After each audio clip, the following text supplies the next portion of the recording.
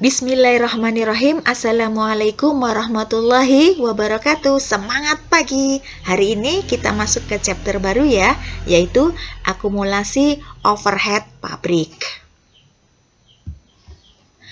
Pada waktu pembahasan biaya produksi mengenai klasifikasi dari BOP atau biaya overhead pabrik, itu meliputi yaitu biaya bahan penolong, biaya tenaga kerja tidak langsung, dan biaya overhead pabrik lain-lainnya.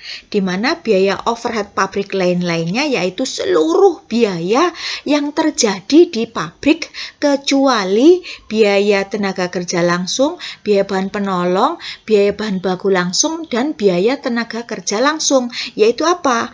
Contohnya, biaya reparasi dan pemeliharaan yang terjadi di pabrik, baik dari gedungnya maupun dari mesinnya yang ada di pabrik.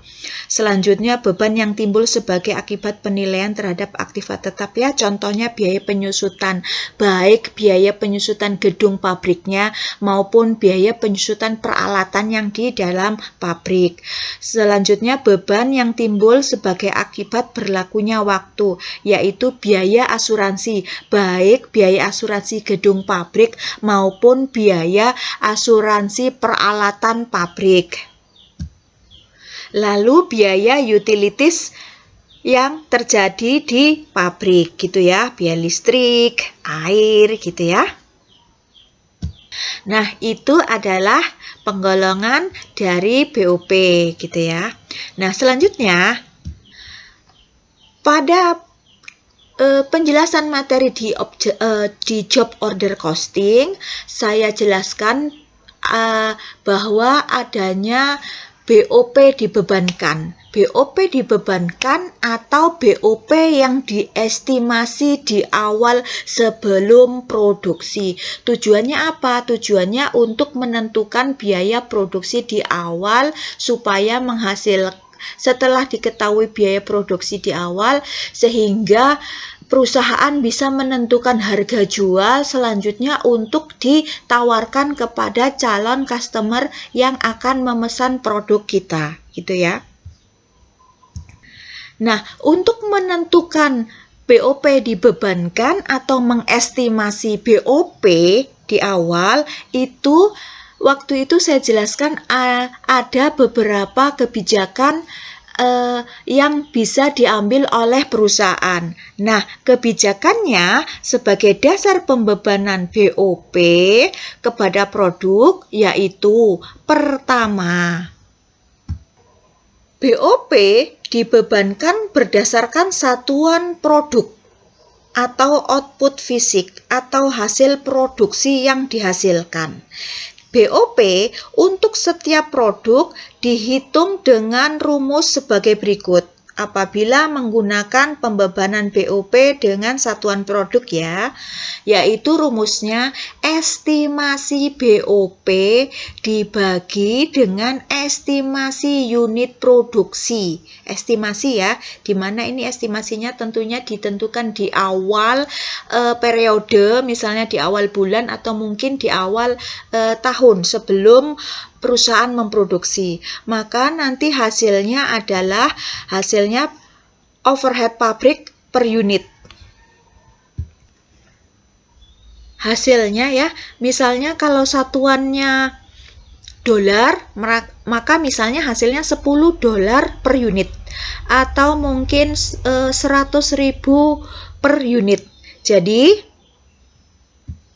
kita menghitung biaya tarif BOP yang diestimasi gitu ya. Ini adalah rumus untuk menghitung estimasi BOP per unitnya gitu ya, tarifnya. Ini tarifnya begitu ya. Selanjutnya, yang kedua yaitu dasar pembebanan BOP berdasarkan biaya bahan baku langsung yang digunakan. Rumusnya untuk beban BOP untuk setiap produk dihitung dengan rumus sebagai berikut.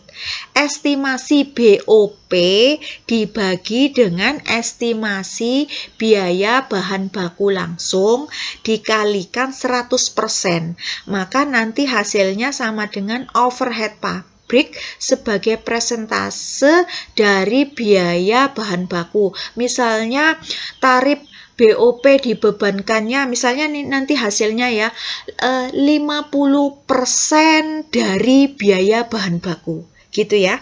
Jadi nanti untuk menjawab estimasi atau pembebanan BOP dari masing-masing kebijakan ini, jangan lupa untuk dicantumkan satuannya ini ya. Jadi kalau misalkan pembebanan BOP berdasarkan biaya bahan baku langsung, berarti berapa persen dari biaya bahan baku? Jawabnya harus begitu, tidak boleh hanya berapa persen aja. Misalnya ini estimasi overhead pabriknya misalnya 100 juta, sedangkan estimasi biaya bahan bakunya 50 juta, kali 100%, hasilnya kan 50% ya. Ini nggak boleh dijawab 50%, nggak boleh. Harus komplit. Jadi 50% dari biaya bahan baku. Begitu ya.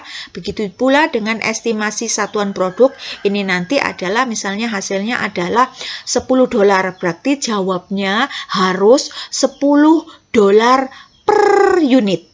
Karena pembebanannya berdasarkan satuan unit, maka satuannya ini harus disebutkan. Pokoknya dengan menggunakan dasar pembebanan apa untuk menentukan estimasi BOP itu harus dicantumkan. Kalau misalnya dengan menggunakan satuan produk, maka satuannya harus dikasih per unit ujungnya ya.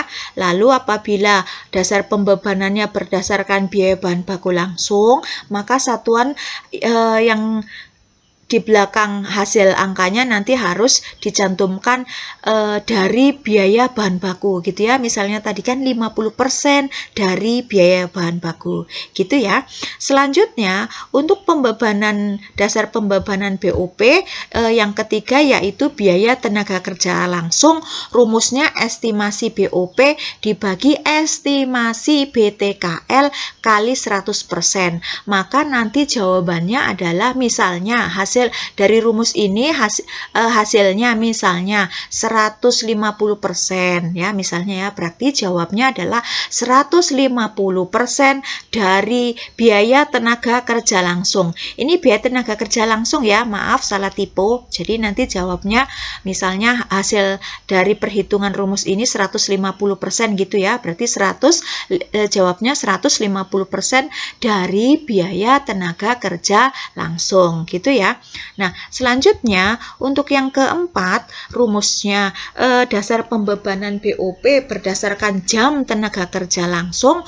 Rumusnya yaitu estimasi BOP dibagi estimasi jam tenaga kerja langsung.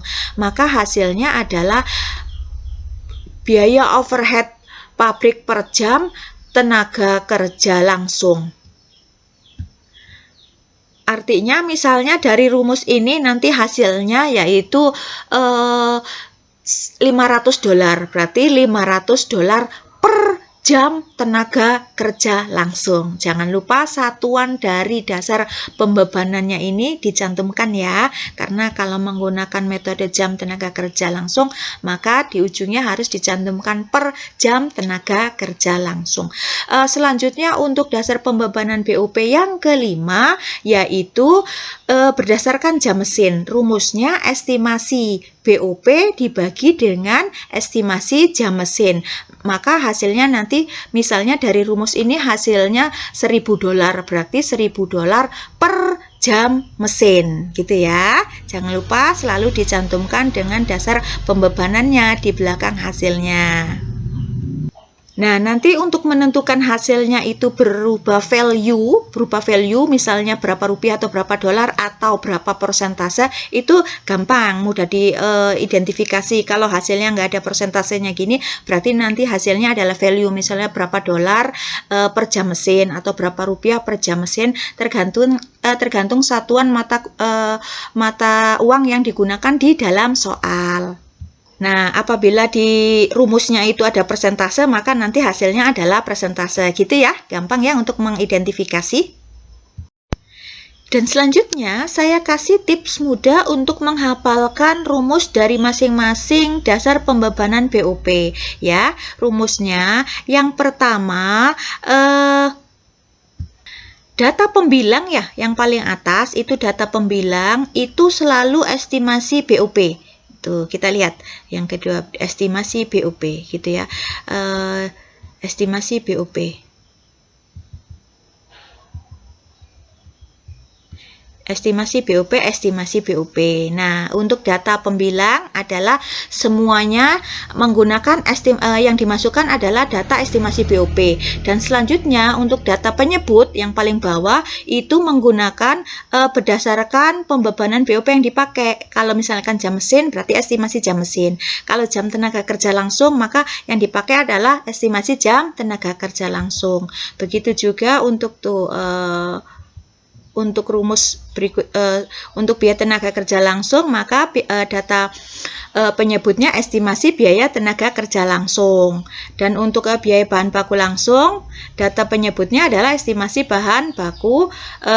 Untuk satuan produk, maka data penyebutnya adalah estimasi unit produksi. Gitu ya. Ini rumus paling mudah untuk menghafal rumus dari dasar pembebanan biaya overhead pabrik kepada produk.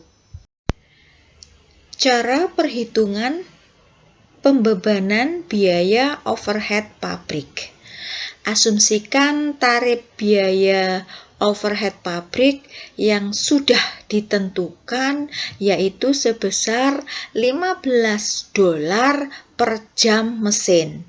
Berarti tarif BOP $15 per jam mesin ini pembebanannya menggunakan jam mesin. Berarti ini sudah hasil dari rumus yang tadi dijelaskan di atas. Ini hasilnya, gitu ya. Selanjutnya, jam mesin aktualnya dari debit produk adalah sebesar 18.900 jam mesin. Dan biaya overhead pabrik aktualnya $292.000. Overhead pabrik yang dibebankan selama periode ini yaitu sebesar $283.500. Itu berasal dari jam mesin aktualnya yaitu sebesar 18.900 jam mesin dikalikan dengan tarif yang sudah dihitung. Jadi kalau misalnya di soal belum ketemu tarifnya, maka harus dihitung tarifnya dulu dengan menggunakan rumus yang di atas tadi, gitu ya. Selanjutnya dikalikan dengan, kalau menggunakan metode jam mesin, maka dikalikan dengan jam mesin aktualnya. Karena kita menghitung pembebanan BOP ya, dikalikan dengan jam mesin aktualnya. Berikut adalah jurnal pembebanan BOP. Di debitnya yaitu barang dalam proses, kreditnya yaitu BOP dibebankan sebesar $283.500. Selanjutnya, apabila pembebanan BOP terjadi terlalu tinggi atau terlalu rendah, maka jurnalnya adalah sebagai berikut. Contoh, diasumsikan BOP dibebankan terlalu rendah $8.500. Berarti kalau BOP yang dibebankan terlalu rendah atau lebih kecil dari BOP sesungguhnya yang terjadi, berarti kelebihan BOP sesungguhnya yang terjadi tersebut, kelebihan yang lebih besar tersebut harus dibebankan ke biaya dong, yaitu biaya harga pokok penjualan, atau boleh menggunakan akun ikhtisar laba rugi. Maka jurnalnya yaitu di debit ikhtisar laba rugi atau menggunakan akun harga pokok penjualan.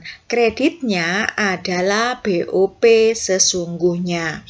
Kenapa BOP sesungguhnya dikredit? Karena BOP sesungguhnya lebih besar terjadi daripada BOP yang dibebankan.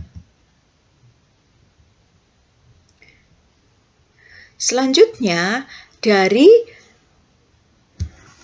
jurnal tersebut, selanjutnya kita alokasikan atau kita masukkan ke dalam laporan laba rugi. Berikut, di paling atas pasti nama perusahaannya. Kedua, kop suratnya adalah laporan laba rugi. Ini jenis laporan yang disajikan apa? Ini kebenaran kan laporan laba rugi. Ketiga, maka ini adalah periodenya gitu ya.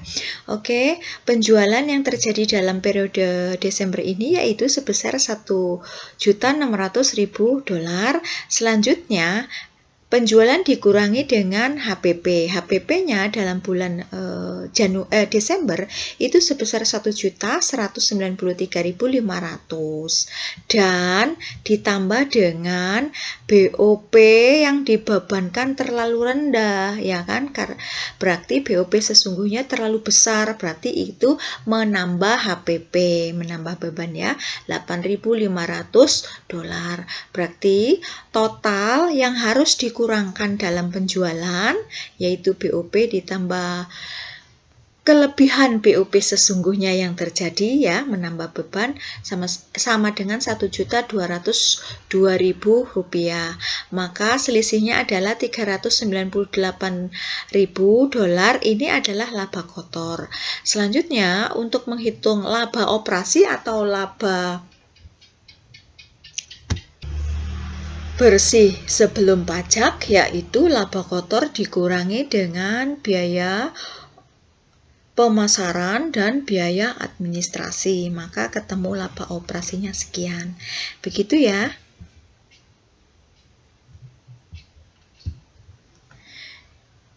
Demikian penyampaian materi saya tentang akumulasi overhead pabrik.